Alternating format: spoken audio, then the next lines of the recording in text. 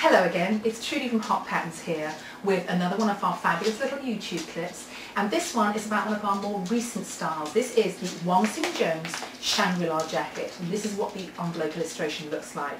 Now normally when we do our YouTube clips we like to do a basic version of the garment, and then we like to do some variations, but we thought we'd do it a little bit differently this time because really this is a very simple jacket. When you look at the illustration it's kind of obvious what it is. So we thought we'd go straight into the variations and show you the different things you can do to what looks like a simple jacket. It's actually got a lot of potential for you. And one thing I must tell you before we get into it is, if you hear any strange little pitter-patter noising or crunching, our dog's in the office with us at the moment. He will not go out and he's being very naughty and he's pitter-pattering around and eating treats, so apologies in advance. But I did explain to you before, we have low production values. This is what you're going to get. Okay, so I'm going to show you one variation of the Jones Shangri La Jacket and tell you a bit about the fabric, how to make it, and what things to watch out for.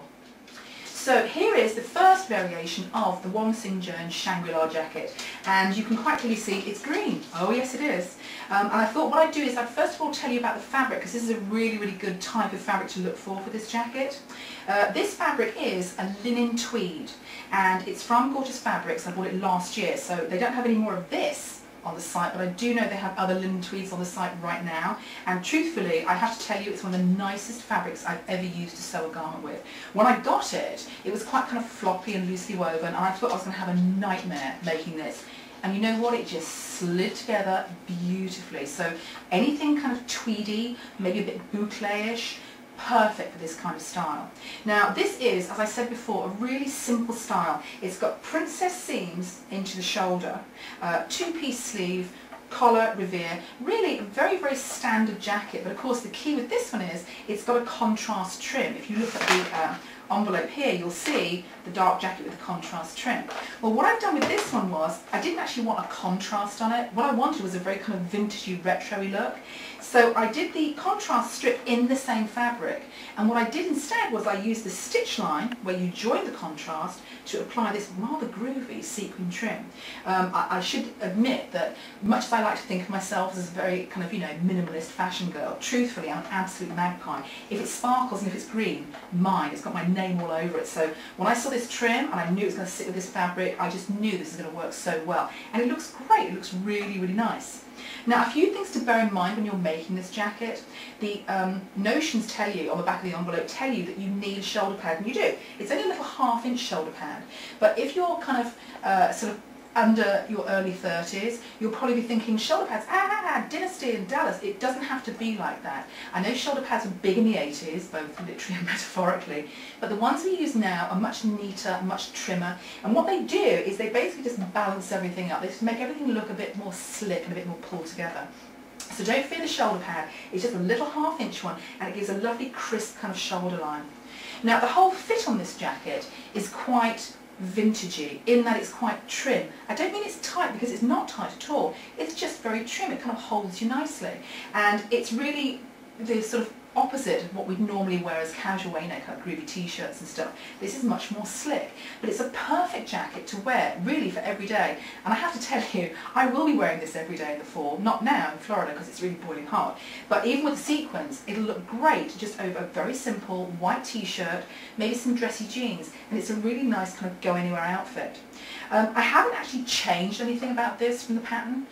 All I've done is actually left off the bottom section of the sleeves. On the illustration you'll see they're done in contrast. Well, here I knew if I was going to actually put that extra piece on, I'd have to put a line of sequins around here. I just would. I didn't just have to do it. And then of course it would rub against here and it would snag all my jacket, and then I would cry. So I left it as a 3/4 sleeve. Really easy to do, just leave the bottom piece off and finish it off with some self-bias, deep bias, and you're done. So it's a really interesting way to do this one. Instead of using contrast, using the self fabric and covering this seam with an applied trim. Now one more thing I must tell you about this, and it's something that's a really good tip for you when you're doing things like this. When you cover buttons, or when you do here like I've done with these sparkly sequins, make a couple of extras. Definitely make a couple of extras while you're doing it, and then put them somewhere safe. I have a little pot on my dressing table that's full of covered buttons because I know I'm going to lose one. I know one's going to fall off, and honestly if I lost one of these and I couldn't wear this jacket, I'd be beside myself. I really would. And the final thing I want to discuss with you about this, and this is useful for really any garment, I mean, it works particularly well on this, but almost any garment will work with this. Sometimes you will decide that you want to mix sizes. You might decide you're a 16 on the top and you're a 14 on the bottom, you're going to blend those sizes through. Really good idea, it works all the time. But there's another way you can do it too, and that is you can blend front and back sizes. For instance, you might say that you're a size 12, but you have a generous bust. So you might cut everything to a 12 apart from over this area here where you'll cut a 14. The same goes for if you're big on the bottom or you're big on the top. You can use different front and back sizes as well as different top and bottom sizes. Just a useful trick to try, especially on something like this, because I did exactly the same. I used a 16 front bodice here on the top, and then an 18 over here because I'm blessed with a very big tummy. And then at the back, because I've got a broad shoulder, I did an 18 at the upper back, blending into a 16 at the lower back. And it worked beautifully. I had very, very few alterations to make on my muslin. So I would say that's a really good trick for you, a really good tip for you to try, but do it at the muslin stage, that's really important. Now, the only other thing to tell you about this is that this is a beautiful variation, very slick, very chic.